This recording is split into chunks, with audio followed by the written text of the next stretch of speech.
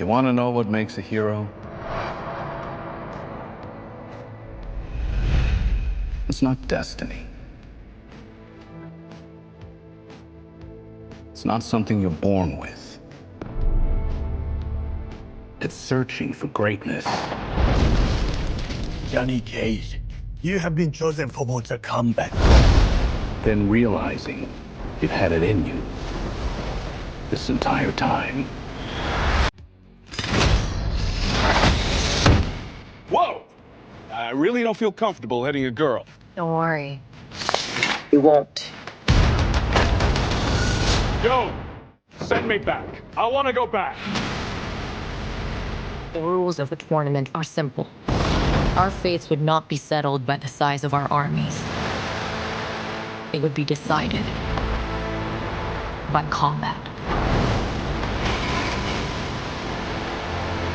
I'm not some great warrior. I'm not some champion. This is a war for the fate of your world. Finish him! Me?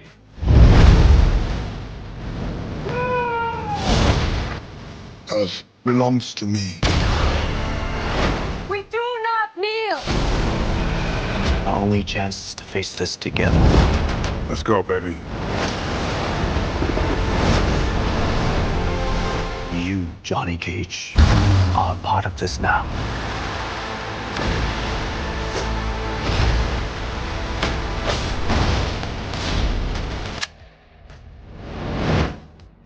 It's showtime. Get over here!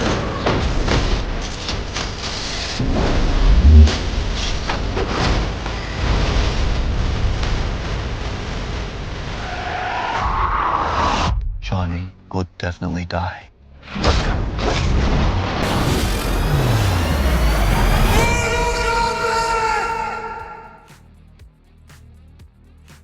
Alright, so the second trailer for Mortal Kombat 2 just landed, and I gotta be honest with you, this one hits different. Look, I know a lot of you were skeptical after the first movie. Maybe you walked out thinking that was okay, but not quite there yet. Maybe you're still processing Cole Young. Or maybe you were just waiting to see if they'd actually commit to giving us a real Mortal Kombat tournament this time. Well, this trailer might have just changed the conversation entirely. Because what we're seeing here isn't just more fight scenes or cool effects, it's showing us that they understand what went wrong before and they're actually trying to fix it. The tone's darker, the stakes feel real, and for the first time, it genuinely looks like they're delivering the movie fans have been asking for since the 90s. But here's the thing, and I'm keeping it real with you, there are still some choices in here that might raise an eyebrow or two. So let's break this whole thing down. Talk about what's working, what might be risky, and figure out if this movie's actually going to deliver. No hype, no hate, just straight analysis. Right from frame one, you can feel the shift. The cinematography's better, the color grading's more intentional, and everything just feels more focused, like they knew exactly what kind of movie they wanted to make this time. So we open on Johnny Cage at a convention booth, and nobody's stopping by, not a single person. This is where we find him. Washed up, selling DVDs nobody wants, looking absolutely done with life. And honestly, Karl Urban fits this version of Johnny perfectly. The age, the weariness, the I used to be somebody energy, it all tracks. You can see him thinking, how did I end up here? Cut to Edenia and wow, the production design immediately jumps out. These establishing shots look genuinely expensive in the best way. But check this out. In the throne room scene, there's this mysterious object next to the throne. Some people thought it was an amulet when set photos leaked months back, but looking closer, could that be a spear? And what's that glowing orb thing? These little details matter because they usually pay off later. Now, about Kitana's mask, when it just materializes on her face later in the trailer, it's jarring, right? Like, that's some serious tech for a fantasy realm. It gives off those cyber ninja vibes from the recent games, and I'm not entirely sure how I feel about it yet. Edenia is supposed to be advanced, sure, but seeing it visualized this way is an adjustment. Does it work for you, or does it pull you out of the fantasy? We get this emotional moment with Jade hugging Kitana. She knows what's coming. Her dad has to fight while Outworld's literally consuming realms. Then there's Scorpion in what looks like a garden with farming tools visible. Quick shot of Kitana in a jungle, probably mid-fight with Jade. And then, pretty sure that's Kung Lao's corpse, which brings us to the resurrection angle brewing in this movie. We see Quan Chi raising the dead, which confirms Kung Lao's coming back as a revenant. Speaking of Quan Chi, his design is legitimately unsettling, very horror-influenced, almost demonic. They've kept him hidden in marketing until now, so finally seeing him in action is exciting and kinda creepy. Raiden is levitating with those glowing eyes, looking every bit the god we expect. Then we're back with Johnny loading up his car in a parking garage with Sonya. She's in casual clothes, they're in what looks like LA, and then boom, they get teleported elsewhere with the other Earthrealm fighters. Johnny's regular life just ended. The Kitana versus Johnny fight gets extended here, and again, that mask appearing is still something to process. Is it technology or magic? The line seems blurred. Johnny's clearly thinking, what fresh hell is this? While Sonya stands there like, welcome to my world, movie star. Those gothic architecture shots are beautiful. We catch what appears to be younger Sindel without the gray hair. And check out those tower structures. Might be how they're tracking wins during the tournament, like a visual scoreboard. Shao Kahn shows up looking absolutely menacing with that hammer. Then King Jared with a sword beside someone else. This sets up their duel, and we know how this ends. Kitana's watching, crying, knowing her father's about to die. It's brutal to see her witness this. We get the whole sequence. Kung Lao's teleportation, his revenant form courtesy of Quan Chi, the global stakes ramping up. Johnny's at a bar staring at his reflection, probably having an existential crisis. Then something really interesting happens. Remember those behind-the-scenes photos of Kano, Johnny, and Scorpion in a garden? In this trailer, that garden literally disintegrates around them. The world crumbles, and suddenly they're in the Netherrealm with Scorpion in his classic armor, kunai ready for the iconic moment. But hold up, is this a flashback? Did someone manipulate time? Or is that not actually Johnny but Shang Tsung disguised? There's definitely more to this scene than we're seeing. We get Jade training with Jax, Raiden with those piercing blue eyes, and more of Jared versus Shao Kahn. And yeah, Jared loses hard. Fatality. Shao Kahn merges the realms and Edenia's king is done. Baraka appears aiming those arm blades, and you know what? Karl Urban does look younger in certain lighting and angles. It matters for believability.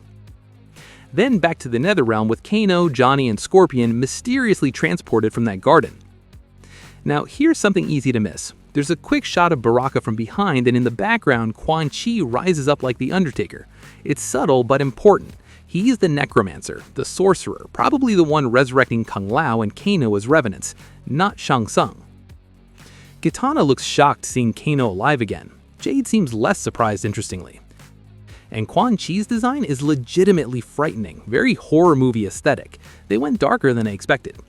Kano's missing an eye because Sonya pretty brutally kills him in the first movie, though weirdly we don't see the metal plate in his eye socket yet. Maybe that comes later in the story. Noob Saibot appears with his shadow clone facing Scorpion. This is Bihan, the original Sub-Zero, now corrupted into Noob. The design looks solid. Time jump. Sindel smiling next to Shao Kahn on the throne.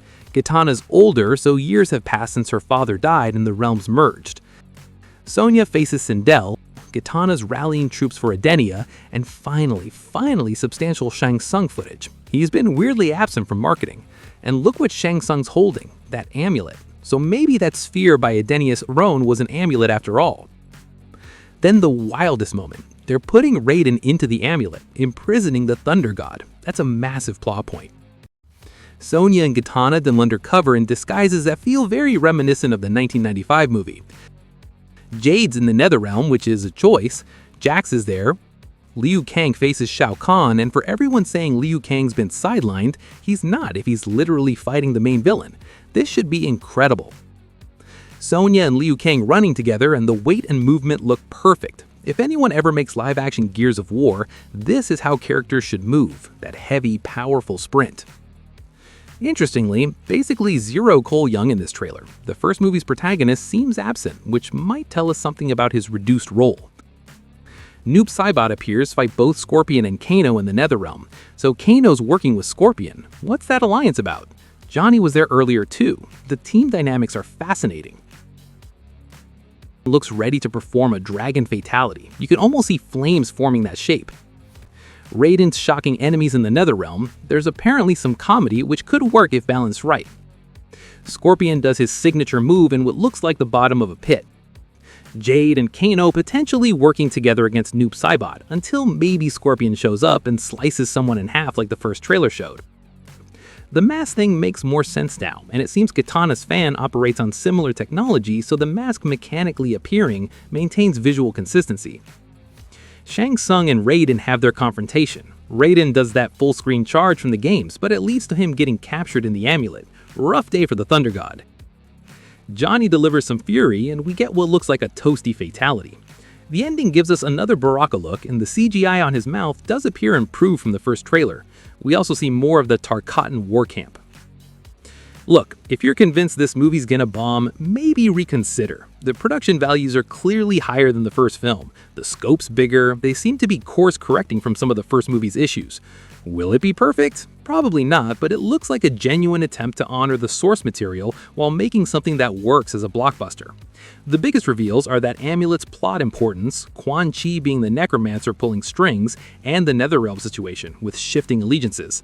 This movie's packing a lot in, which could be epic or overwhelming depending on execution. Now, let's be balanced here. There are risks. They're juggling a massive cast, multiple realms, time jumps, and complex mythology. That's a lot for one movie. Will casual audiences follow it? Will hardcore fans feel satisfiable? Those are legitimate questions. The technology versus magic debate with Kitana's gear might divide people. Some will love the modern take, others want pure fantasy. Both perspectives are valid. So what did I miss? What details do you think matter? Are you worried about the amount of plot they're juggling, or excited they're going big? And here's the real question. After everything we've seen, are you more confident this will deliver, or more nervous it might collapse under its own ambition? This is either going to be an incredible comeback for video game adaptations, or a beautiful mess. If this breakdown helped you catch details you missed, smash that like button and subscribe to Movie Sentry. Drop your thoughts in the comments. What are you most excited to see? What's got you worried? Let's talk about it. Thanks for watching, guys. And as always, finish him. Me.